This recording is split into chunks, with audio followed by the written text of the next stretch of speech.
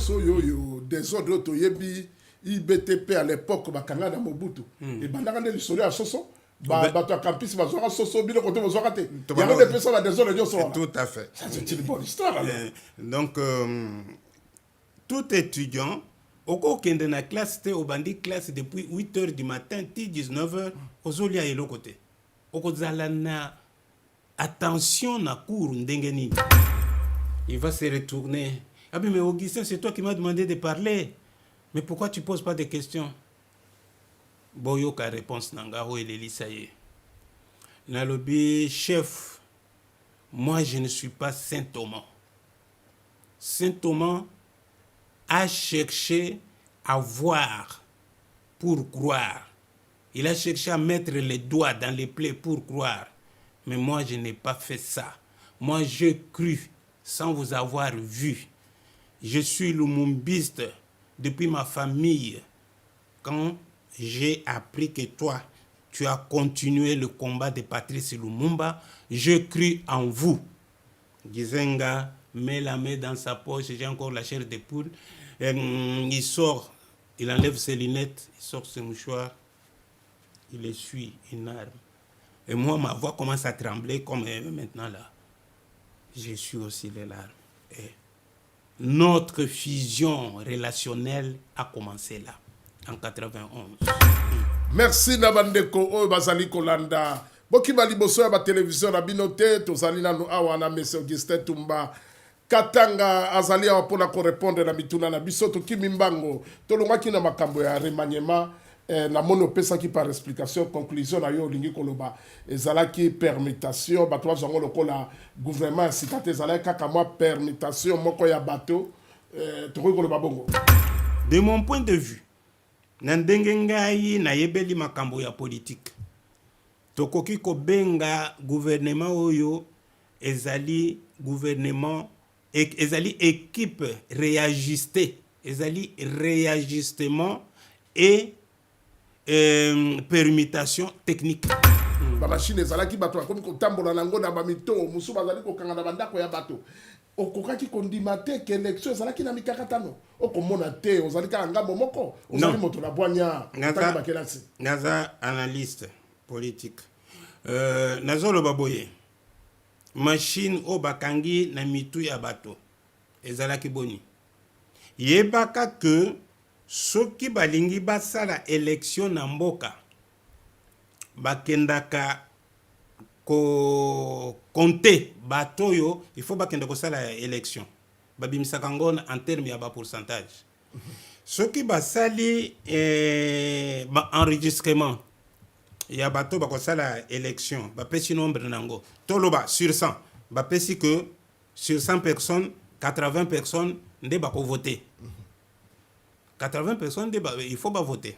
Donc, 80, on est comme 100%. Maintenant, 80%, on a, 100%, on a baké ko sala élection. Bakangi 5% na batuna machine. Il faut pas annuler l'élection. Il faut pas batuba lo baké pouvoir ya fati ezala na premier mandat, ezala na deuxième mandat que eza illégitime. C'est faux. Pouvoir naïe ezali légitime sorti des urnes. Pas petit pourcentage. Na premier mandat, je pense que c'était combien 48 ou 58 comme ça. Hein? Deuxième mandat, 73. Et attesté par Cour constitutionnelle à 2 reprises. Mais bino moninga aleki bino bokoya kobima na opposition bolobi que eza crise ofroda ki faut tokende na dialogue. Non. Boko kende na dialogue pona o wanate. Merci. Yango na nazo benga ba opposants congolais. Nazo benga bango ba opposants insuffisants. Nazo benga bango ba opposants insalubres. Comme ndenge insalubrité eza na Kinshasa na ville ya Kinshasa. Et nalandi ndeko na biso lobby muto opposition, je le cite parce que émission Batonyo se batala kango, c'est Jean-Claude Vwemba. Il a fustigé Martin Fayoulou. Comment yazo kende kotala le président de la République, à titre individuel et au nom de son parti, est cédé. Il est de l'opposition politique. Pourquoi il ne peut pas associer d'autres opposants politiques? Il a cité nommément Sessanga qui est sur place. Hein? Et hier, Jean-Claude Azana parti. Pourquoi à Bengueba, membre de la parti, n'a été bakene na bango? À quel cas na parti? Individualisme, égocentrisme et koki kosalisa opposition na mboka na biso te. Nazongi moke awa na koro po na to conclure yango émission komi na suka. Boni yo lobi na 97%. Auto lobi 97 na français na biso ya ba belge. Ba koro wana ezali l'avantage ya bana ya mboka. Voilà. Et bongo ba izini we ko yungula minere na biso. Mosusu bakozwa yango epai na biso me balobi ko yungula ki yungule ko salema na Rwanda. Non. Wana sikoyo epai wana nde tozali komona lokola ba Americain ba yokani na ba Rwandais minere ke na kaka na Rwanda ba Kongola lingo yokate. Bon. Ki yungula ko yungula minere e ke na Rwanda ba ko yungule para biso te okolo bandengene na po. Le dérisquage des chaînes d'approvisionnement en minerais. Koboya kozua risque ya chaîne d'approvisionnement ya minerais aux anangote. Nani azanangote? Wana zokende kaka lokumu kaka bana mboka. Ah ben alors. Ozo songa epai na biso. Mais alors. Tolo basoli totali bakoro ezali likabo bato bazali kotanga te. Bato bazali kotanga te bazali koyoka kaka. Ezali konga to chubi Kagame na gouvernement na ye. A signé. Bongo ye atanga ki mo yete. Bato nyonso bazolobela dialogue, il faut toke na dialogue boy na boy. Mais kokende na dialogue comment? Okokende na dialogue kosala eloko nini? Okokende na dialogue koloba nini? Na nani? Bon. Soki tokei na likambo yake okokende na dialogue comment? Nani ako convoquer dialogue? Nandenge toza lelo, bato nyonso bazoloba dialogue, nani ako convoquer dialogue lelo? Il n'y a que le président de la République. Il y a convoqué garant de la nation. Le garant de la nation. Ce qui a convoqué ou bien a délégué pouvoir bibino pour organiser et le Kowana. A délégué Bato. A créé commission moko ya dialogue. Baba sali na Bato. Mutumussu a toujours discuté na ye un ami. Il me rétorque. Ah oui mais bongo Jean-Pierre Bemba zana kati aboma Bato te. Mais Jean-Pierre Bemba, à Boma Bato, il a payé pour ça. 10 ans, il a payé. Et ça qui a pamba. Bah, pinir, il faut tout pinir nan bananga. Il faut tout pinir babi 6 mois. Il faut tout pinir bato yo babomi bande kona biso kone ne bakoko ya to fanda na bango na mesa to solo la makamba dialogue te.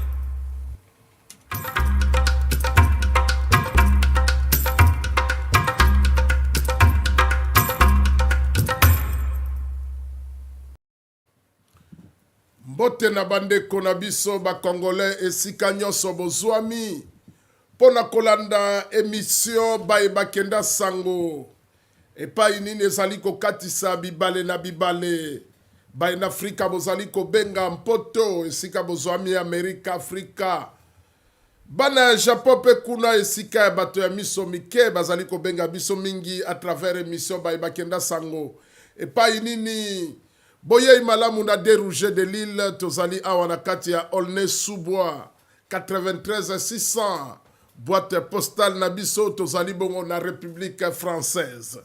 Bandeko balandi batali, votre émission elle est sponsorisée na Rock Madangola avec Massamba Rocky Da Silva l'opérateur économique. Boyebi mosala oyo soki mosolo ezali te. Moya kosala mosala ezali te ya zali sponsor ya émission tokolobela. Émission tokolobela bandeko balandi batali bakenda sango na kati ya Kinima Lebo télévision officielle. Et pas ini nazali kosenga na baike. Abonnez-vous massivement pour na bozanga kaba information na bisote. Ozui lien otindeli moninga na yo oyebisi a s'abonner ati apeli susu like. Laki elingi koloba kaka na mosapio bati akaboyo fini. Elingi koloba laki osepeli na yango. Tozali na posa ya laki na yepa yo zwami ote na biso kaka laki. Bandeko balandi batali.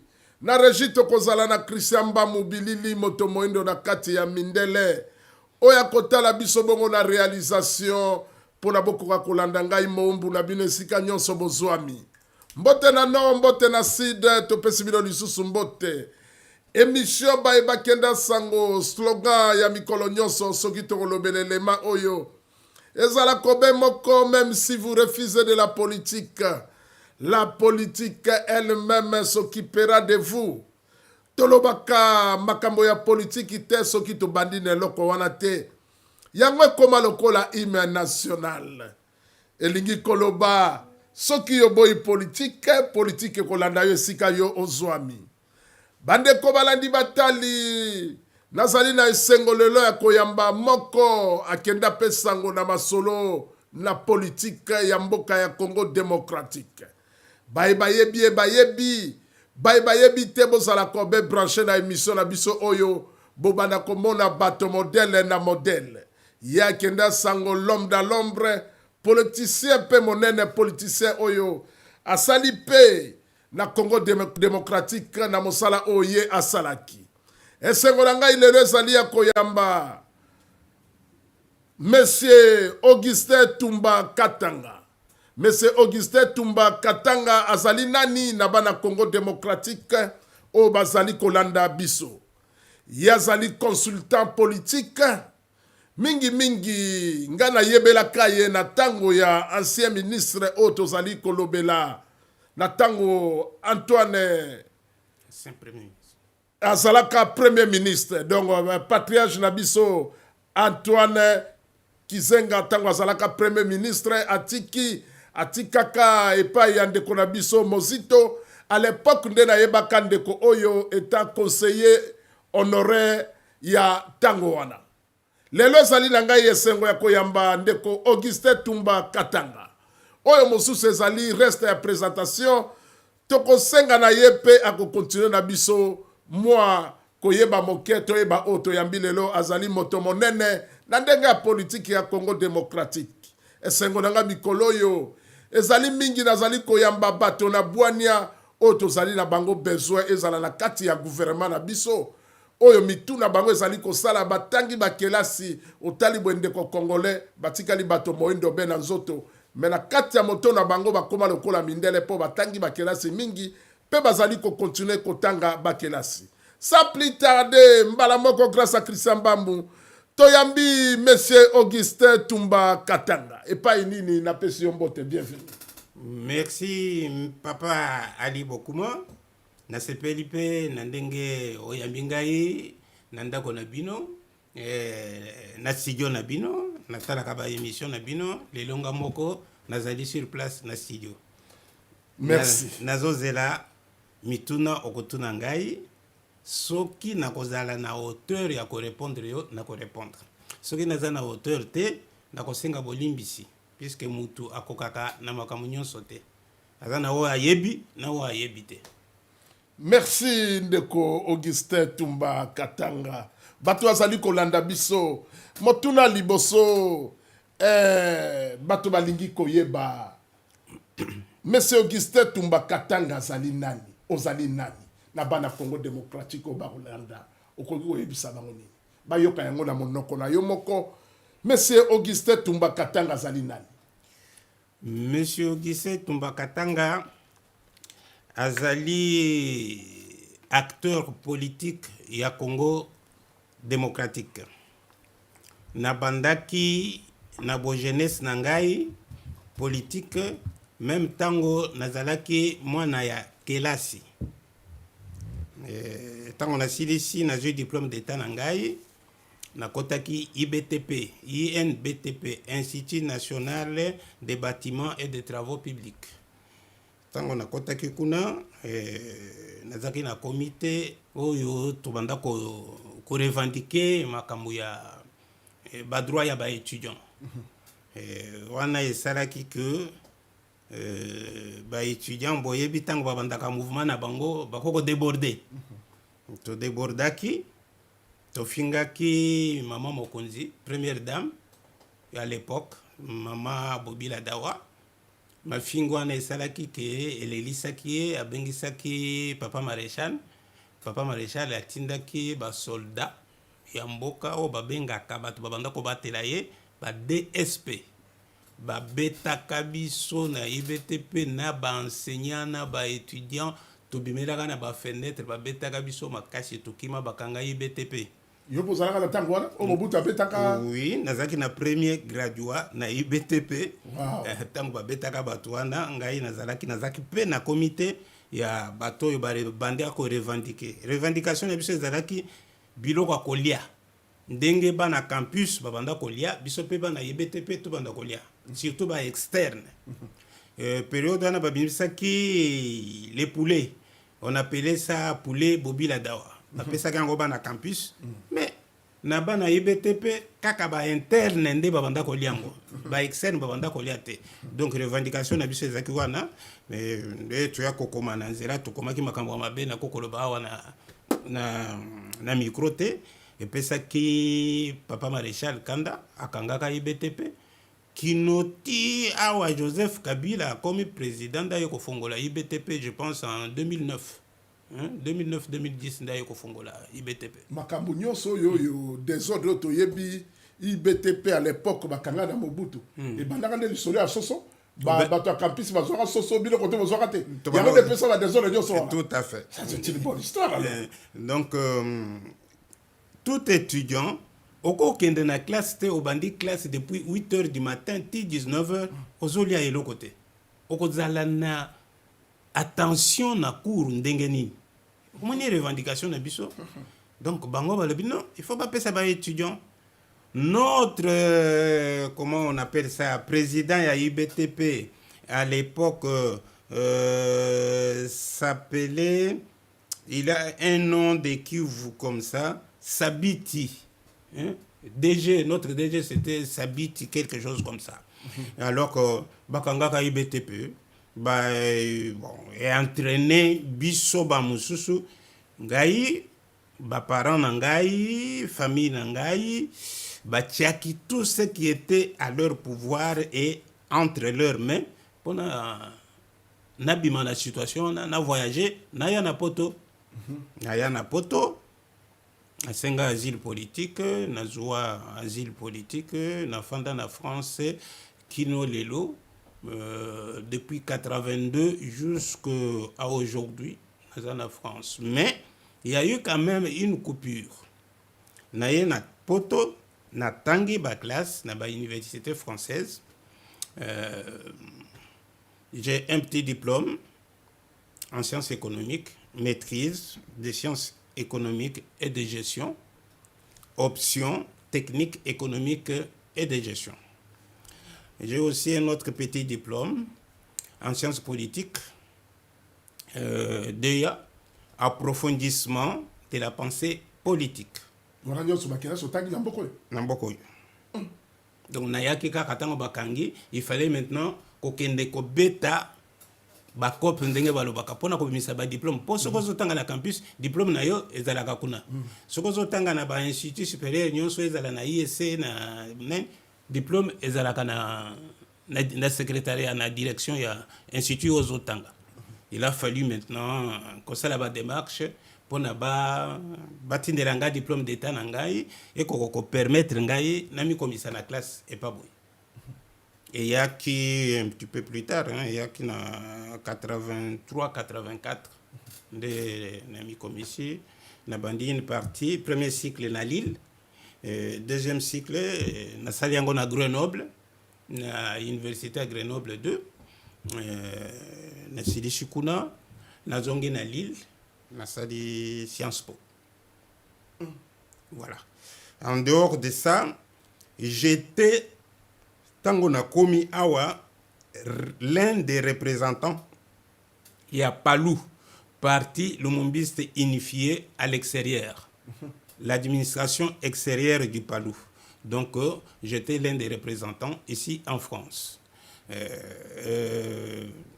Nous avons fait ce travail-là comme des ambassadeurs de notre parti au niveau de l'extérieur. Ce travail-là a été fait. Nous avons pris des contacts avec l'extérieur, jusqu'à ce que, bon, il y a eu ce qu'il y a eu, c'est-à-dire l'AFDEL est entré en 97, au mois de mai. AFDEL, il y a eu de problèmes, toujours la guerre continuait. Dialogue intercongolais. Nazo sauté parce qu'il y a eu pré-dialogue Gaborone, et puis Pretoria, et puis Pretoria 2, et puis Sun Sun City, beaucoup de tout ça. dialogues, là. Voilà, beaucoup de dialogues. Ces dialogues intercongolais nous ont conduit à un gouvernement de 1 plus 4. En 2004, Ouais. 2004, gouvernement de 1 plus 4, les belligérants se sont attendus. Basali, accord que Kabila a dit à la présidente. Bangoba s'est partagé poste entre les belligérants et l'opposition politique. Donc, belligérant, Bazui, vice-présidence, Misatu. Et l'opposition politique a eu vice-présidence Moko. Bon, Batounion Soubaïbi, que côté opposition politique, Moutouazoua qui vice-présidence, c'était Arthur Zaïdi Ngoma. Bon. Nakoko Lobake, il a chance parce que selon définition, Nandenge dialogue a décidé qui Makambo, il fallait pas ça vice-présidence, il y a politique n'a parti le plus ancien, le parti politique le plus ancien. Mais Zaïdi Ngoma, son parti, venait de naître juste après le dialogue intercongolais. Soit, il fallait Azoua, pour son c'était IDPS ou Palou. Mais c'est tellement que Palou et IDPS s'est disputé l'ancienneté de leur parti, de la création de leur parti. Palou est créé le 22 août 1964. IDPS est créé en 82. Donc le poste devait des droits revenir au Palou. Mais l'UDPS revendiquait le droit de combat sur le terrain. Or, Palou a fait son combat beaucoup plus à l'extérieur que sur le terrain. Bon, ils se sont neutralisés et Zaïdi Ngoma est sorti. Et puis, il a pris ces postes-là. Là, c'est pour dire que le dialogue intercongolais avait abouti sur un gouvernement de 1 plus 4, un président et 4 vice-présidents. Opposition armée, opposition non armée. Voilà. Et après, et conduire Bisso dans le premier cycle électoral en 2006, qui était convoqué par une structure d'appui à la démocratie, comme on l'a appelé, CENI. À l'époque, ça s'appelait Commission électorale nationale indépendante. Donc, c'était dirigé par un abbé, comme on dit que ce sont des confessions religieuses, ce sont des apolitiques et tout ça. Mais moi, j'avais mon point de vue ou notre point de vue au sein du parti. On n'était pas d'accord avec ces choix-là. Parce que la constitution que nous... À l'époque, c'était Abbé Malmal. Abbé Malmal. La constitution que nous avons choisie ou écrite et votée par référendum dit que nous sommes un État laïque. Je pense que c'est même le premier article de la Constitution. Un État laïque, mais de quel droit?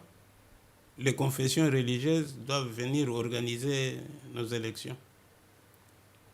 Ils doivent faire leur truc des missionnaires, des représentations de Dieu sur terre, mais pas se mêler de la politique. Donc, ils ont fait ça, ça nous a toujours créé des problèmes. Depuis 2006, les élections sont toujours contestées. En 2011, c'est toujours contesté. En 2018, contesté. Même en 2023, ici, 4e cycle électoral, c'est toujours contesté. Alors on se pose des questions. Est-ce que cette contestation des gens qui ont échoué aux élections est-elle légitime ou bien c'est une contestation pour amuser la galerie ou bien pour embrouiller ceux qui ont été élus? Merci, on va y revenir. Bato bazali kolanda biso ndeko na ngai Augustin Tumba Katanga. Et ça la kindenge nino se retrouver et pas être okomaka conseiller. Il y a ndeko na biso que son âme repose en paix Antoine Kizenga et pas nino komaki kuna lokola conseiller politique. On se retrouvera qui kuna ndenge nino. Oui, très bonne question, Papa Ali Bokuma. Moi, je viens de dire tout au début, et si les gens ont suivi, Naebisi Bango que Nazalaki Moko Yaba représentant ya parti Lumumbi signifié Awanapoto, particulièrement en France. Alors que Nazalaki na bureau politique, administration extérieure. On appelait ça administration extérieure et à Palou. Donc, Naebanaki na Gizenga. Gizenga, quand il est arrivé d'ailleurs dans des réunions de préparation du dialogue intercongolais, en 2002 à Bruxelles, organisé par Louis Michel, on s'est vu. Mais auparavant, je m'étais déjà rencontré avec lui. Parce que Nabanda Koyeba j'étais représentant, mais Nayebaki Gizenga te. Ngai Mutuna Sali ba démarche, puisque Gizenga était en résidence surveillée au Congo-Brazzaville, à Brazzaville. Il était atteint d'une maladie. Mais moyen à Bimakuna, Sassou, Azoyo Kanana, pouvoir et à Kinshasa, moyen à Bimisaye, Ezate. Je suis un des acteurs Oyo a actionné Makambopona pour forcer la main de Sassou à Tikaye Abima, à se faire soigner na poto, particulièrement na Canada, et si ka moi nanaye à moi si Azalaki Kofanda na Toronto. Donc na sali démarche wana auprès ya ba parti politique ya poto awa na France, na Belgique, au niveau de l'Europe. Totindi mutu akeye abimisie par nzela ya Portugal, ayeti na Bruxelles, et puis parce qu'Azalaki na mention na migration ya Union européenne, persona non grata.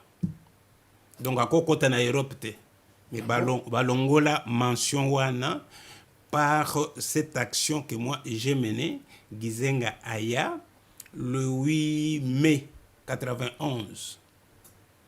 Nakutana na ye nalinga koloba di solo wana te parce que pesaka nga émotion. Nakutani na papa wana, j'étais encore un jeune homme d'une trentaine d'années. Tant que tokutani na ye, le courant est passé tout de suite. Alelinga na leli. Pourtant que tokutani na lobi na ya bete la biso di solo ndenga sali voyage. Abandi ko beta. Batu ba poser ba question, moi j'étais là, bras croisés. Il va se retourner. Ah mais Augustin, c'est toi qui m'as demandé de parler. Mais pourquoi tu poses pas de questions? Boyoka réponse nangaro et l'Elisaye. Nalobi chef, moi je ne suis pas Saint Thomas. Saint Thomas a cherché à voir pour croire. Il a cherché à mettre les doigts dans les plaies pour croire. Mais moi je n'ai pas fait ça. Moi j'ai cru sans vous avoir vu. Je suis lumumbiste depuis ma famille. Quand j'ai appris que toi, tu as continué le combat de Patrice Lumumba, je cru en vous. Gizenga met la main dans sa poche, j'ai encore la chair de poule. Il sort, il enlève ses lunettes, il sort ses mouchoirs, il essuie une arme. Et moi, ma voix commence à trembler comme maintenant là. Je suis aussi les larmes. Et notre fusion relationnelle a commencé là, en 91. Maintenant, je devais être aussi à Seine City, mais je venais d'avoir, ma femme venait d'accoucher.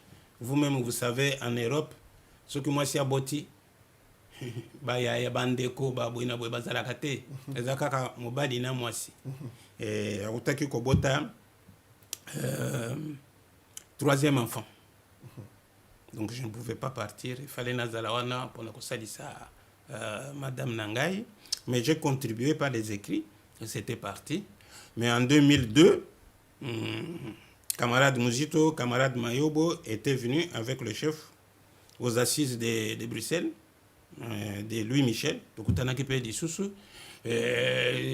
tango akomi koyambala na mbala et kopesa ba reconnaissance nyonso wana bamonaki ke tango basali gouvernement esengelaki na yo pe ozala pe par na kati d'abord accord palu PPRD oyo ebimisi alliance de la majorité présidentielle pour na palu na PPRD bakutana. L'intermédiaire c'était moi, Augustin Toumba Katanga. Ça s'est fait avec les envoyés de Kabila ici dans la région parisienne à Villejuif, chez mon beau-frère, le grand frère de ma femme. Nous avons parloté et puis Kabila a appelé le monsieur là de temps en temps. Bon, le monsieur était le chef de la maison militaire, c'était un général avec son colonel. Allez, nous avons négocié. Et ils me disent, mais est-ce que votre vieux là, il va accepter de nous rencontrer? Je leur ai dit, Boko Melaye Mukanda avec désir Nabino, Bozo Lukanini. Ce qui Mukanda Nabino est clair, il a répondu à Mikanda Nyons, Boko Melaye Mukanda a répondre Bino. Engai moko de mon côté nazo bengaye nakoyebise ke batu moko boye bakokomelo mukanda bakoya kotala na 12e rue et pas nayo. C'est ce que j'ai fait. Voilà, quand on l'a nommé, il m'a appelé pour me nommer son conseiller politique et diplomatique. Merci papa Augustin Toumba Katanga. Dans ce que pas inayo actualité na biso la ine, nous parlons ya autorité lobela remaniement ya gouvernement oyo utiko salela oyo utiko leka oyo utiko salema remaniement ya gouvernement oyo utiko salema awa et pas nini ba congolais ebele o bazali ko benga biso bazali ne sengote balobi bazali ko répéter kaka ba même bato bazalaki. Alors point de vue na yo ko zala nini na mwalo mbango poto partager ba sujet bene to zaina micro mbokayo. Merci pour la motuna. Batu mingi ya solo basiliki tango bamoni ba reprendre les mêmes ba reprendre ba permiter ba mususu et puis batu asika bakoti 15 y compris batu ya opposition batu ya société civile batu ya ba confession religieuse. Mais avant de répondre vraiment à la question, Anna, Nalina talisa que en 2019, tango président Fachi Ayaka awana Paris, na salle pour le man à Aubervilliers, na zalaka na kati, na zoaka libaku ya kokuta na batwa media. Le regretté Christian Ilunga Mwanabouté, avec notre réalisateur d'aujourd'hui et de toujours, Christian Bamou. Batuna Kanga Mituna. Sur pouvoir, il y a Tshisekedi, Ndengenini Azuela ki pouvoir, Ndengenini Lelo et Lokonini Akoko Sala. Na lobelaka concept misatu. Concept misatu na lobelaka ezalaka rupture. Bato basali science politique, bayeb, qu'est-ce que ça signifie rupture quand quelqu'un vient de prendre les fonctions, des nouvelles fonctions. Après rupture, nalobelaki référence. Nalobelaki sous préférence. À ne pas confondre. J'ai dit rupture, référence et préférence. Na rupture okoya kosala makambo me kosala lolenge na yo okosala na ndenge prédécesseur na yo abanda kosala te pour te distinguer. Ça va créer autour de toi une référence. Ye azosala neti oyo wana te ye boye na boye tout ça na milieu politique na milieu ya bato nyonso au sein de la population babanda koloba bongo. Maintenant préférence ezali tango kobanda kosala politique na yo oyo ezotala mboka mpona peuple na yo makambo nini ozo peuple akotala yo oyo depuis aye azosala makambo non seulement azosala makambo neti mutu azalaka liboso te mais ye azosala makambo oyo ezo répondre na ba demande na biso desiderata na biso donc biso tozo préféré ye et na explikaka ke soki échéance électorale mosusu ye mutu akosala politique lolenge wana oyo azosokipe na makambo ya peuple akovote ye et na élection oyo eleki na décembre 2023 epesi ngai amplement raison parce que voter président Fachi à 73,47%. Or, c'est une élection à un seul tour. Il y avait beaucoup de candidats, plus d'une vingtaine de candidats. Donc, il y a Bimina 73, c'est-à-dire il a écrasé tout le monde. L'élection était frauduleuse. Il y a écrasaki. Olingi koloba ni na lekaki na ndenge ya solo azwaki place ya moto mosu ndenge balobaka te po balobaka bapesaka ye kopesa bon yo lelo lobi boye po nayebi te bapesaka ye ezalaka bavoi ya Martin Fayulu ndenge balobaka yo lobi aekrasaka nayebi te soko koloba ni na point wana nazokende na polémique politicienne te nazokende na analyse politique scientifique. En 2018, décembre 2018, il y avait aussi plus de 20 candidats. Maintenant, on regarde, on dit parti politique. Parti politique est ani. Parti politique est association, il y a banamboka, il y a mboka moko bouye, oyo bazo linga, ba konzamboka na bango, tôt ou tard. Et ceux qui bako konza mboka na bango bako kendo ko botola bokonzi na makasi na mando kité. Il faut bakende par la voie démocratique. Donc en 2018 ba parti ekendeki.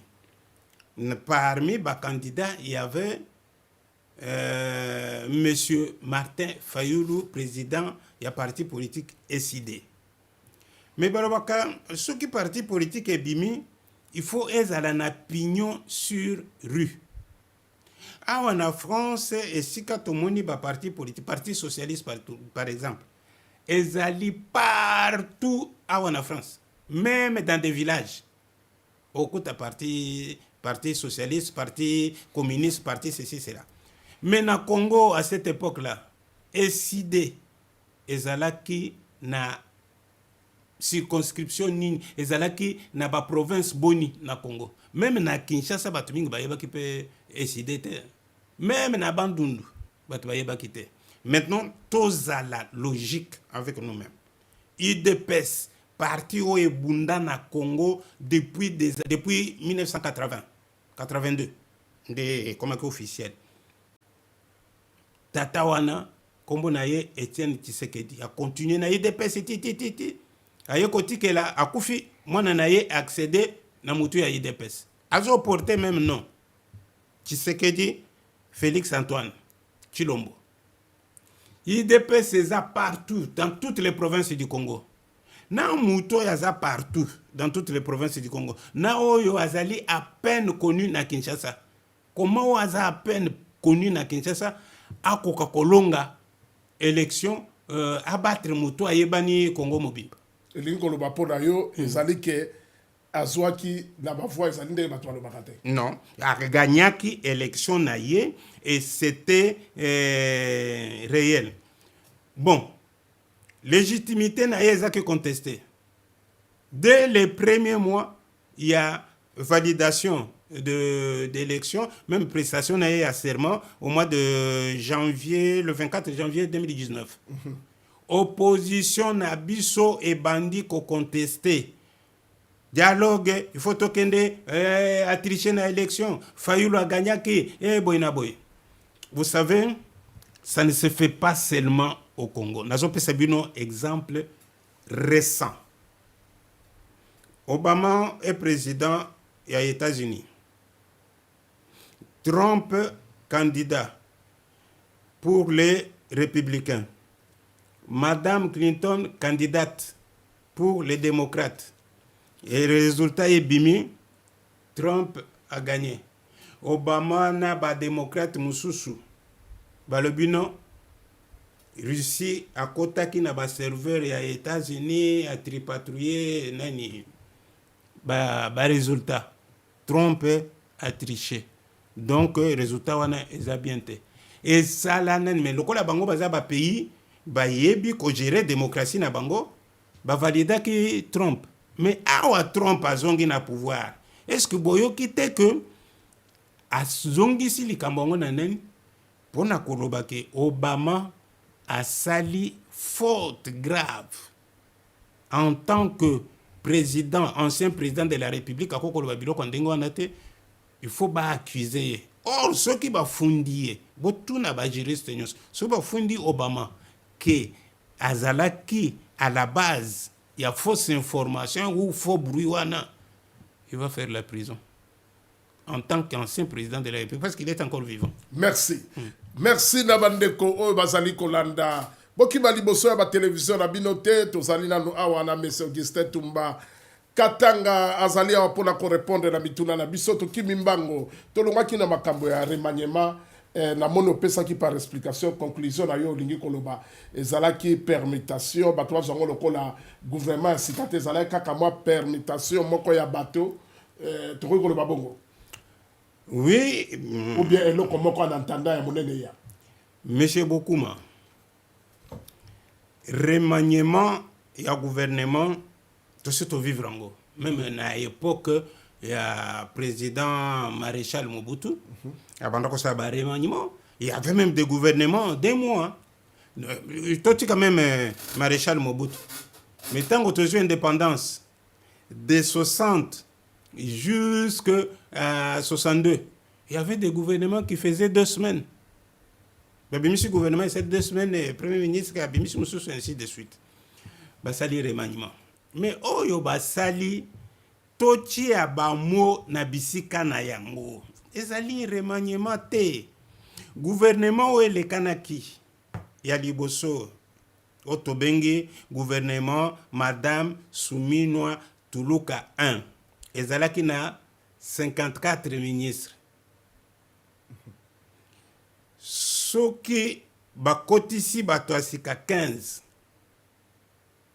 Soki to divisé totally proportionnellement na pourcentage tout le monde qui a 1/3 ya batunde bakoti.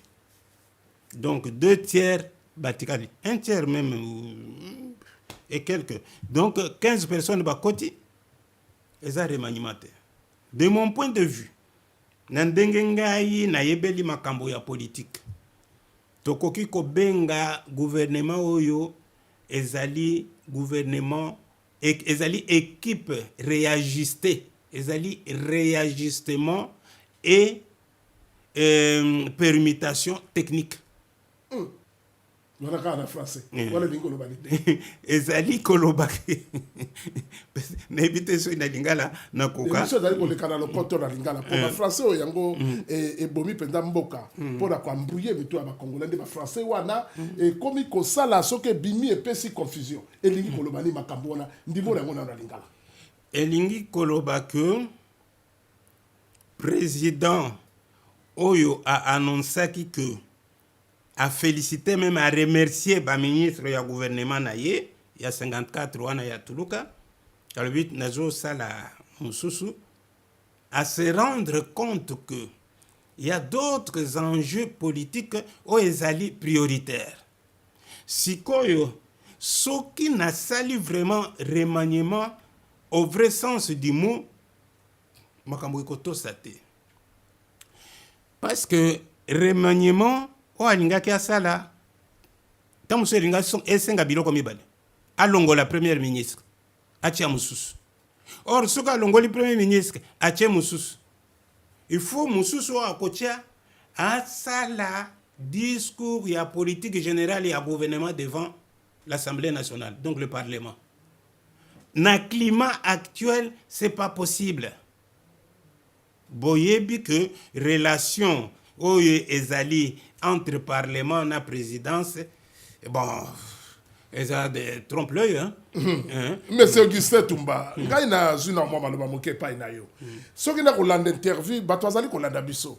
Ezali kopesa lokola ozali ko défendre be gouvernement en place. Non. Po na lobby wa makambo remaniement. Bato bazali ya kotomboka makombo kaka ya kala. Opesi bargima. To lobby awa makambo ya ba élection oyo lekaki frauduleuse. Yo opesi bargima au lobby IDPS nde zalaka na bato ebele azali partout na ba province. C'était Bon, logique. malgré ba machine oyo monaka na période électorale, ba machine ezalaki bato bakomi kotambola nango na ba mito, musu bazali kokanga na bandako ya bato. Okokaki kondima te ke élection ezalaki na mikakatano. Okomona te ozali kaka ngambo moko, ozali moto na bwanya taki bakelasi. Naza analyste politique. Nazoloba boye. Machine o bakangi na mitu ya bato. Ezalaki boni. Yebaka que soki balingi basala élection na mboka bakendaka ko compter batoyo, il faut bakenda ko sala élection babimisaka ngona en terme ya ba pourcentage.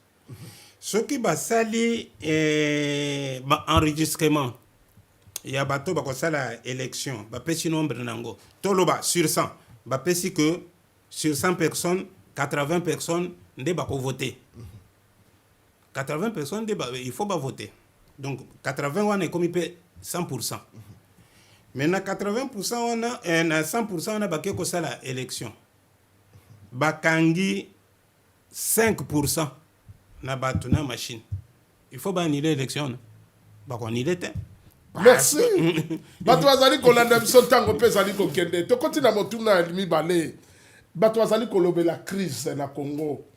Crise ezali ya kosakana te ya biloko akolia mosusu na armée nyonso bakomi kotango be kombo ya crise.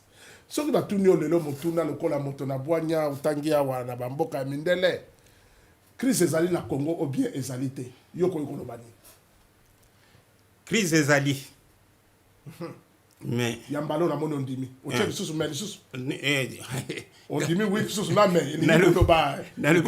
Tozoki bisusu na likamera uti koloba ozali kozwa obe pari ya gouvernement. Crise ezali. To suki wana te me bisusu ni koloba. Ondimi yango ya solo te. Na politique tozali koyoka. Ba répondre lokwa mwana mukete. Mwana mukete soko zo beta ye oningo pese punition. Okozongela likambo wana te esili. Mais na politique soko lobby na kozongela te.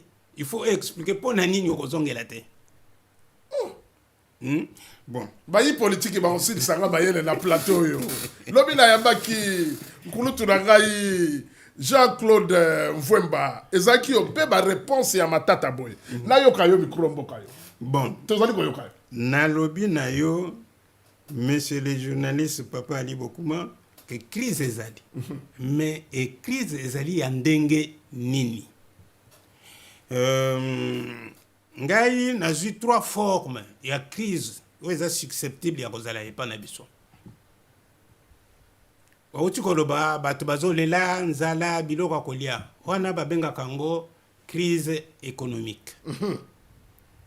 Wana ya liboso crise économique.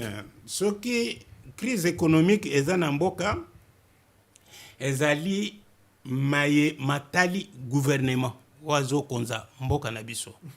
Puisque na gouvernement tozalaka na ministre ya économie. L'actuel ministre de l'économie c'est un camarade Daniel Mukoko que je salue. Il a été reconduit au même poste. On dit makaye pe na mosala sala kapo bato mususu asali mosala wato yoki batie sous kombo naye bato pe ba ko déclarer boni kaka kombo ya kalezo ki lisusu okolo bali na po ya Daniel Samba Mukoko. Mukoko Samba il n'est pas seulement ministre de l'économie, mais il est économiste de métier. Et comme nous sommes modernes. Azali, ba classe o atanga, ezali kaka etali makambo ya économie. Asili si ba classe, musala o asali, na niveau ya ba organismes internationaux particulièrement na PNUD. wana kaka son excellence Daniel Saba Ouais, abanda ko s'occuper kaka na makambo ya économie, a contribué beaucoup na makambo etali économie ya Congo. J'ai travaillé avec lui, c'est un collaborateur, nous avons travaillé avec lui à l'époque de Muzito à la primature. donc yo ndimaka ye kazali na bwanya Ah ben oui. donc ndenge ba reconduire ye pona yo fallait ba reconduire c'est peuple ezali kosenga batia bato ya sika mais yo ndimi kaka yazo non bato ya sika batombaka boye te, il faut bazala na bato yo bakokotia bango le pied sur l'étrier, donc bakuta bato yo bakokolakisa bango awa basalaka boye awa bakendaka boye. Mukongo azali professeur ya économie, azali pratiquant ya économie, et sur le plan éducationnel et sur le plan politique.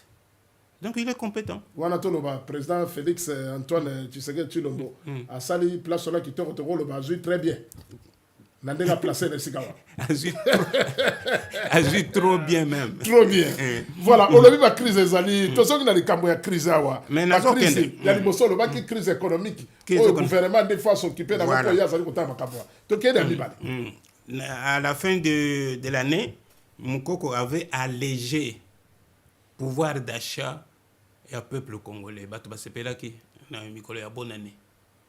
Bon, maintenant, pourquoi nous avons une crise économique? Ba zone moussous, oyo et fournissaka, ba denrées alimentaires au niveau du pays, ezali en guerre. Ba économie na biso est dépendante de l'extérieur. On importe presque tout. C'est pour cela il faut restructurer l'économie. Pour restructurer l'économie, il faut prendre deux axes. Axe, il y a minerai et axe, il y a agriculture. Et puis, même trois axes. Et puis, axe, il y a notre forêt. Pour les écologistes et tout ça, les taxes carbone, la tourbière, les alibis poumon économique mondial pour nous sauver le monde. Ce n'est pas pour rien que Congo pays solution. Tout ça une solution en tout, en minerai. Ici, je vous apporte un tableau que j'ai réalisé parce que j'ai trouvé ce truc sur Internet. Ce tableau, les minéraux, les 100 minéraux qui se trouvent au Congo. nyonso ba minéraux nyonso eza na Congo. total la liste yango Ba minéraux wana nyonso eza na Congo et boyeba que Congo azali na minéraux stratégiques critiques. Les minéraux critiques sont au nombre de 28 minéraux critiques. Mais sur les 28 minéraux critiques, tozali kosote mwa mingi kuna tokoti na minéraux tozwa po émission ya ngai na yo na moni ezotala économie. Nazo répondre pour pour l'économie bon tokimaki na crise moke tokozongela crise oui tozozongela donc ya wana minéraux minéraux critiques 28 au monde. Sur le 28, 26 se trouvent au Congo. Vous comprendre mais peuple azali nyokoma mais vous comprendre pourquoi bazo est là. Peuple azali na biloko nyonso azali ko bénéficier te peuple azali kolela kaka Peuple azol est là parce que pour le politique générale eza kitoko te. Ce qui bato bazo est là pour na soit disant bazo benga remaniement, c'est parce que ba ministre rebelle oyo bazongisi basali musala na bango te na ba secteur na bango.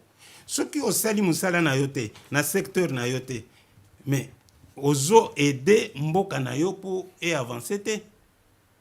Donc sur le plan économique, il faut restructurer, il faut constitutionnaliser l'économie du Congo. obeba français mais tozongi lisusu awa likambo ya crise kuna tokimi na omwa minere tozongi awa na crise po tolobelaki crise économique olobaki ekoki kozala misato bien tosilisa likambo minere pa lisusu non tosilisi makambo ya minere mpona koloba ke dilo oyo tokosala prochainement na baaméricain tozali koyawa nano tokomi wana d'accord bon maintenant tokei na crise politique crise politique ezali crise volontaire de la part des opposants congolais. Elingi koloba que à chaque fois ba congolais baza aux affaires, c'est-à-dire baza na gouvernement, ba critique akate. Bazolia, bazoyiba, balingi bakanga bango te, balingi basala bango ba audit te, balingi basala bango ba... Donc baza ba prédateur, bango ne bazo boma mboka. Maintenant, pourquoi j'ai dit que c'est une crise créée de toutes pièces? Il y a une élection, ce que salami, ok, na élection, il faut kaka ozwa. Ce que yo, ok, musu soazui, azamutumabe afrodaki. Ce que yo ozui, bako critique, afrodaki te.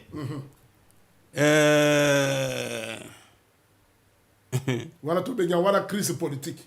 Pour aller bosser dans la crise économique, autolobeli, et n'a pas eu l'obéli à crise économique, il n'a pas pu rebêter à 7 heures parce que dernièrement on a zala qui n'a interview na de comme sous paye à Zamakas en économie à Rimpeti que je salue en passant, à l'obéla qui même les Camboya économique côté ya bato azali ba entreprise na biso mingi ezali ya bato libanda ba msu bali ko futa ba taxi te ezali ko sala ba taxi bo tout ça donc ameka que expliquer le pourquoi c'est ce que je voulais dire mais le bon pressenga na kende na côté mususu na économie ce que besoin produire te bato ba kozala pouvoir d'achat te coproduire c'est quoi? Tu coproduire na minerai, tu coproduire na agriculture, tu coproduire na ba entreprise, il faut ba futa ba taxe pour na mbongo ezonga na caisse ya l'état, ba ko chango na budget ya l'état. Mais production nde epesaka offre sur le marché. Pour na bato ba consommer parce que l'économie est à deux piliers principaux, ils allaient offre, donc production, offre et puis consommation, demande. Donc, ce qui demande des alliés belés, offre les athées, c'est ça la crise au bout de tout le monde. Bon, maintenant, crise politique. Il ne faut pas batouba l'obake pouvoir et affachi, et à la premier mandat, et à la deuxième mandat, qu'ils sont illégitimes. C'est faux. Pouvoir naïe, ils sont légitimes sortis des urnes. Pas petit pourcentage. Dans le premier mandat, je pense que c'était combien? 48 ou 58 comme ça. Hein? Deuxième mandat, 73. Et attesté par la Cour constitutionnelle à 2 reprises. Mais bino moninga aleki bino bokoya kobima na opposition bolobi que eza crise au fraude qu'il faut qu'il na dialogue. Non. Boko kende na dialogue pour na o anate. Merci. Yangona nazo benga ba opposants congolais. Nazo benga bango ba opposants insuffisants. Nazo benga bango ba opposants insalubres. Comme ndenge insalubrité eza na Kinshasa na ville ya Kinshasa. Nazo benga bango bazali ba opposants incompétents. Parce que même Tshisekedi Afrodaki, vous avez tout le temps de vous organiser. Organisez-vous, faites une structure solide. Oyoboko Kobimisa, un leader au sein de votre opposition. Oyo Akoko Banda, ce qui les Kambouezali a représenté l'opposition. Mais qui représente l'opposition congolaise aujourd'hui? Personne.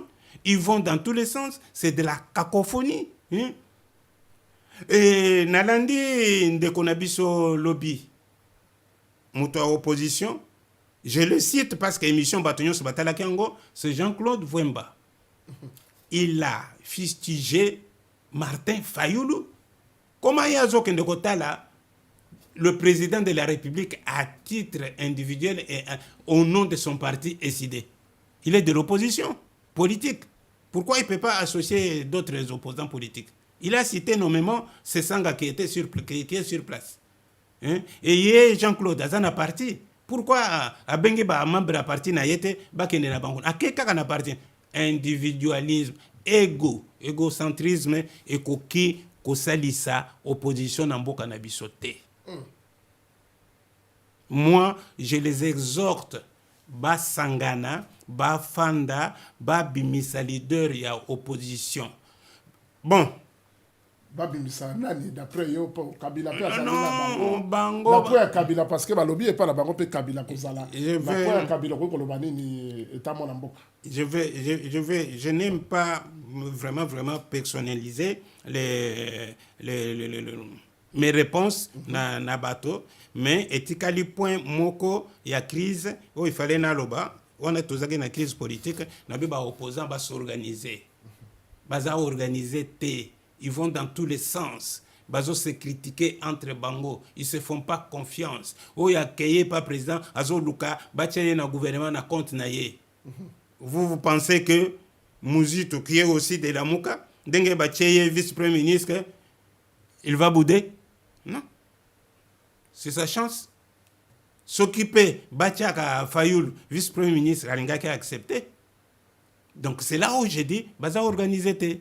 Insuffisant, c'est ça au niveau il y a organisation, et au niveau il y a vision pour l'avenir du pays, au niveau à critique et proposition. Merci ndeko na biso Augustin Tumba Katanga ndenge bozali kolanda na bandeko balandi batali baye oyo babandaki na biso te tozali ko rappeler na bino moto o tozali na ye awa ya yebali na kombo ya Augustin Tumba Katanga ya zali nani ndenge bokolanda moi rappel moke ya zali bongo consultant politique azali ancien conseiller na cabinet ya ancien premier ministre Antoine Kizenga nandeko tokolobela Adolphe Mozito à l'époque azali ndeko oyo asali mingi atangi bakelasi awa azali pe économiste tozali na ye lelo awa pona tobeta masolo ya actualité epai bozali kolanda biso plateau ezali ya bato nyonso yaka na masolo ya politique ya mboka oyebana na politique yaka epai boye tokosolola grâce à le coordinateur Christian Mbam.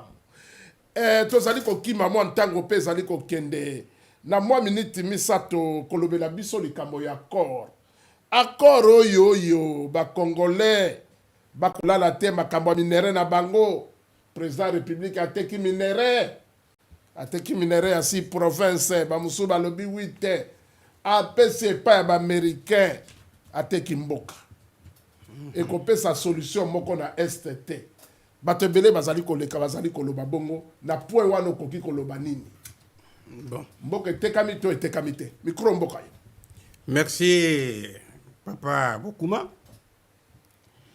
Ezo Tindangai, troisième point, nangana loba, eza crise sécuritaire. Mais le rôle commis, au lobby makambo ya accord, nde ekotindangai na loba makambo ya crise sécuritaire. Accord oyo basali na Washington, yo babengi accord pour la paix, ou bien accord de paix entre la République démocratique du Congo et la République du Rwanda. En tout cas, on a tangiango plus de 3 fois, même 4 fois. Papier aussi mieux. Accord, yango. Oh, ils allaient d'accord. Yo zanango ya La papier. tali sango bango nango na bilili, na zanango na papier. Yango wana bazali kobenda kuna pa kisamba. Yango bilili. Zo accord yango ya zali nango na papier ndenge boza kolanda. Na zanango na papier. Na sengi bandeko na biso bazala na habitude ya kotanga makambo, surtout makambo soki ezotala mboka na biso. Na accord oyo ngai na bimisi yango ezosala 11 pages. Ezosala 11 pages. Ezali na ba point ti combien ezali na ba point ti 9. Et puis en dehors il y a ba point wana Ça va. en dehors il y a ba point wana il y a les annexes. Ce qui total est 100% et accord. 97% ezali en faveur ya Congo. Na accord 97 olingi koloba 97 97% 97% ezali en faveur ya Congo. démontrer yango Nazo démontrer na makambo etali sécurité ya mboka. Okomona balobi il faut agresseur ya Congo à respecter intégrité territoriale ya Congo. ata eteni ya mabele ya mboka ekende te Ata mukete ekokokende. très bien Soki otali lisusu bazoyebisa ye ke atika ko soutenir ba groupe armé oyo ezoboma bato na Congo. Etika bati atika si ezali na kati ya accord oyo. Bon, na accord oyo ezoloba ke ye mutu azofinanse ba groupe armé ba terroriste il faut abimisa bango. Maintenant bazonga epana parce que ça a été prouvé que bato wana bazoloba M23 bazoloba ke baza ba congolais te, c'est pas biso ba congolais nde to prouvango. Ezali ba rapport ya ONU, ezali ba rapport ndenge na ndenge ya Human Rights Watch banani balakisi que bato wana bazali ba Rwandais ba militaire Rwandais ba koti ba yoko bonga bato na Congo. Il faut abimisa bango azongisa bango na Congo. Ye azokangama na likambo ya bato ya FDLR o bakota likambo ya période ya génocide. Mais biso totalisi tolobi que FDLR aza epa na biso te. Et même soki azalaki epa na biso, FDLR atakaka yo mukolo nini nanu atake yo te. Mais yo mbala na mbala ozoya ko atake biso pona nini. Bon, maintenant basali na accord oyo ke ye mutu azoloba ke FDLR aza na Congo ayebi place FDLR ezali. Et soki FDLR tango meme akotaka FDLR akotaka na Katanga te, akotaka na Kananga te, akotaka na Kisangani te, FDLR akotaka nde na Goma na Bukavu. Mais lokola yo siko ozo occupé Goma na Bukavu, yaka kolakisa biso place FDLR azali topesa yo ye parce que baza bandeko na yo. Il faut bazonga na Rwanda.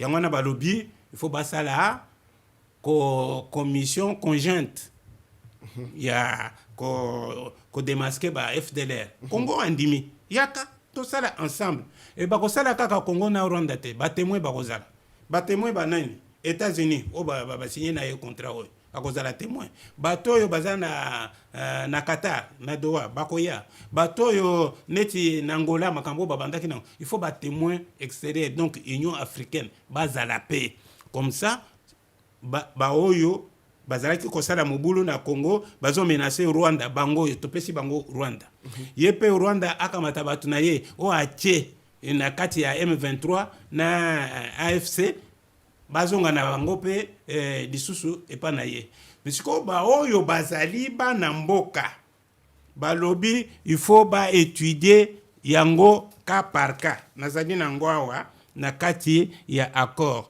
Je préfère napesaka yo otanga moni place na komi cas par cas tanga place wana elingi koloba ke muto nyonso bako zoye ki aza congolais bako banda ko tuna mituna mais soki atangisi l'intégration conditionnelle dans les forces de sécurité. Toute l'intégration éventuelle na moni le quoi l'inette ezalité ya miso ça complique un peu mais chrétien ezali ko bima muke et vous allez loko to ça la émission spéciale eux vous allez par rapport na makambo le quoi les allez belé et que tango la biso ezali ko koba ezali mokuse donc ça l'émission moko ya kotanga ba corps oyo ko expliquer na ba congolais et nazongi moke awa na corps pour na to conclure yango émission comme na suka boni yo lobby na 97% auto lobby 97 na français na biso ya ba belge ba corps wana ezali l'avantage ya bana ya mboka voilà et bongo ba izini we ko yungula minere na biso mosusu bakozwa yango epai na biso me balobi koyungula kiyungula ekosalema na Rwanda Non. wana sikoyo epai wana nde tozali komona lokola baamérikain bayokani na barwandais minere ekendaka kaka na Rwanda oyo bakongolo balingi koyoka te. Bon. kiyungula koyungula minere ekende na Rwanda bakoki koyungula epai na biso te okoloba ndenge nini na point wana. Nasepeli ndenge olobi ke toya émission spécialement pour na accord. Bon. Minere e kiyungulu ekoko kende na Rwanda te. Tango tozol tanga biloko nazana na accord tozana point 6 babengango cadre d'intégration économique régionale. Na point 6 wana il y a un sous-point. Sous-point wana babengango intégration bilatérale. Na intégration bilatérale na paragraphe wana na souligné momoko. Dérisquage. Mo wana na souligné. Dérisquage. Dérisquage elingi koloba ke koboya kozwa risque ezali terme ezali mi-chemin entre économie et commercial, mais plus commercial. Plus que commercial. Plus commercial. Bon, dérisquage elingi koloba ke il faut que ba Rwandais batika kobimisa frauduleusement ba minéré na biso babomi bato babimisa ngo bakeko tekela bato na Libanda. Voilà bakomi on peut ka d'accord. Ben oui, zali awa. Elingi koloba avantage mais les alliés bana mboka. Ben oui. Donc bakomi ngo awa. Bon, qu'est-ce qu'ils disent? Ils disent que dans le cadre les parties lancent et ou élargissent la coopération sur des priorités communes telles que la gestion des parcs nationaux. Parcs nationaux, ils ont de deux côtés, ils allaient na Rwanda, ils appellent na Congo. Parc Virunga. Et puis, le développement hydroélectrique par rapport à gaz, méthane, ou tout na lac Kivu, ou tout partagé na bango. Mais grande partie à lac Kivu, ils ont pas na biso. Bon, bâtonnier se baye bien. Le dérisquage, bokende kotala na ba dictionnaire. Dérisquage, c'est-à-dire koboya kozwa risque. Bon, bakomi, phrase toke nangoti na suka. Le dérisquage des chaînes d'approvisionnement en minerais.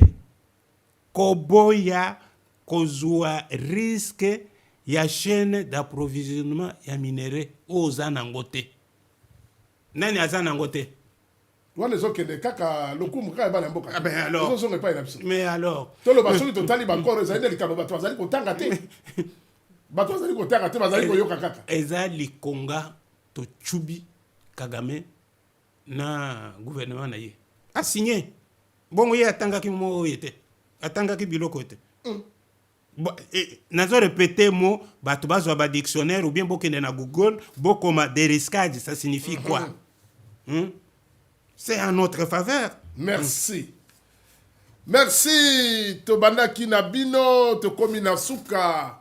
Esengeli na biso ba Congolais kozwaka pe tango ya kotanga. Po makambo musuna yo kezali kobima na bakoro oyo na kati, soki otali oyo bakomi. Kuna basinyaki.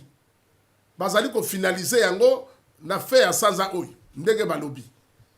Soki ezali kaka makambo ezali awa, na mone pa iwana tokoki pe kopesa économiste na biso papa Augustin Tumba tokoki kopesa epe raison na likambo yango parce que makambo bazali kokoma awa avantage ezali kozala ya bakongolais tolobi ngambo aboye tolobi ngambo aboye mais likambo ezali awa tomona kaka esalema nde tondimi nalobi epai boye nalobi epai boye ekokoma nazali journaliste ngambo moko te biso tosalaka médiation côté oyo ezali kitoko no bakomi. Mais ceux qui va finaliser yango na suka batie mongoroto oya suka wana biso ba peuple congolais vraiment tolobake moto azwaki likanisa koteka minere ya mboka ezalaki ya buzo bate ezalaki likambo ya bwanya pe ya suka ya masolo émission na biso ekomi na suka na bandeko bazali kolanda biso ba congolais ozali moko na bwanya utangi ba kelasi politique ya Congo makambo nyonso ndenge ezali koleka na bokabwani na biso ya lelo message ya suka okoki kopesa na bakongolais ekoki kozala nini? Message ya suka te ya bokabwani na biso ya lelo bon totikaka kosala biloko na émotion biso bakongolais. Il faut to approfondisaka makanisi na biso na mayele na biso to analizaka makambo. Bato nyonso bazolobela dialogue, il faut tokende na dialogue boye na boye. Mais kokende na dialogue comment? Okokende na dialogue kosala eloko nini? Okokende na dialogue koloba nini? Na nani? Bon. Soki tokei na likambo yake okokende na dialogue comment? Nani akokonvoke dialogue? Nandenge toza lelo, bato nyonso bazoloba dialogue. Nani akokonvoke dialogue lelo? Il n'y a que le président de la République. Il y a convoqué garant de la nation. Le garant de la nation. Ce qui a convoqué ou bien a délégué pouvoir au bibino pour organiser et le Kowana a délégué bato a créé commission moko ya dialogue baba sali na bato président de la République, ça c'est un. Mais maintenant ceux qui va convoquer dialogue banani bakoya na dialogue bino bondimi boya na dialogue bofanda na batoyo babomi bandeko na biso depuis mois de janvier ti lelo bazo continuer ka koboma bondimi mutu mususu tozo discuter na ye un ami il me rétorque abi mais bongo Jean-Pierre Bemba zana kati aboma bato te. Mais Jean-Pierre Bemba aboma bato il a payé pour ça 10 ans à salaki na CPI ezaki ya pamba ba pinir ye. Il faut to pinir nanu bananga, il faut to pinir babisimo, il faut to pinir batoyo babomi bandeko na biso kuna ne bakoko ya to fanda na bango na mesa to solo la makambo dialogue te. Bon, soki batoyo babomi bato bakoko ya na dialogue te. Biso to koke na dialogue thématique na biso ezani. To koloba nini? Likambo nini? Il n'y a pas crise de pouvoir, il n'y a pas crise de légitimité. Le pouvoir est légitime. Mais maintenant, les opposants, na uti kolobango, baza insuffisant. Bato bazo ya kaka kosenga ba poste na bango dialogue, poto kene na dialogue, na conclusion na ba résolution, mutu ya bato ya opposition tel, toza na gouvernement ya 54 25, topesi na opposition. Oh mususu etikali na biso. Non. C'est ce que nous avons eu en 2004, après dialogue intercongolais. Na lubuti kolobangoa que to sala ki gouvernement ya 1+4. Gouvernement ya Kinshasa, c'était batikala ki na présidence na bango. Rébellion, ya Jean-Pierre Bemba côté ya ouest, nord-ouest. Ba côté vice-présidence ya Ecofin. Ba mususu bakei vice-présidence ya politique ya centralisation nani Rubero. Vice-présidence mususu ekeye. Non, dialogue ya ba congolais ali kokabola pouvoir et comme il peut ça ba poste ministériel, on n'en veut pas. Merci. Merci émission na biso komina suka opesi mbote na nani bandeko balandi yo mingi opesi ata bato mibale mbote te.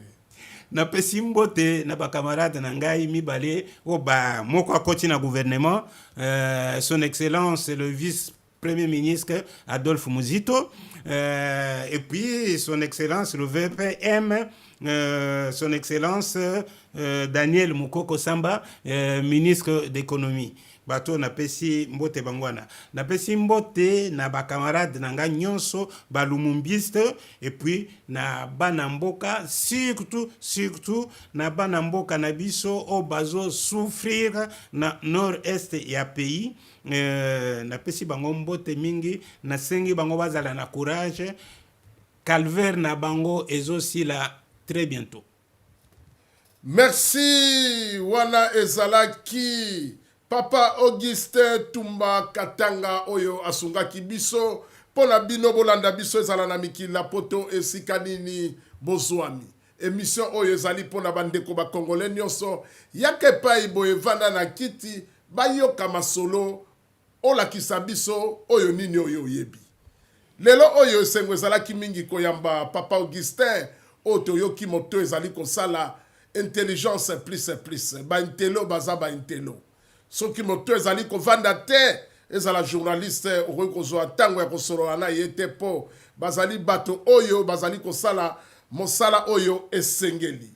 Émission ekomi na suka mbote topesi na Damark Daniel Makomi Niboma napesi yo mbote sika yo zwami mbote napesa na nani na Jean-Paul Mbuyamba na mama Candice Mbuyamba napesi bino mbote en direct ya South Africa mbote na bayike epai bazwami Samuel Tabiana napesi yo mbote mbote lisusu napesa na nani na bayike o bamesana kolanda biso papa Tite Mbibakila topesi yo mbote papa Tite Mbibakila mbote na yo sika yo ozwami mbote na Fisto Tebula Or Blanc na balandi nyonso bamesala kolanda biso na émission oyo kimia pe matondo ezongo epai na yo Christian Mbamu le coordinateur oyo azali kosala mosala mingi awa na De Rouge de Lille na kati ya Onesubwa opposition yaka lekisa message na yo awa toboinde mafinga bafinga kate tolandi interview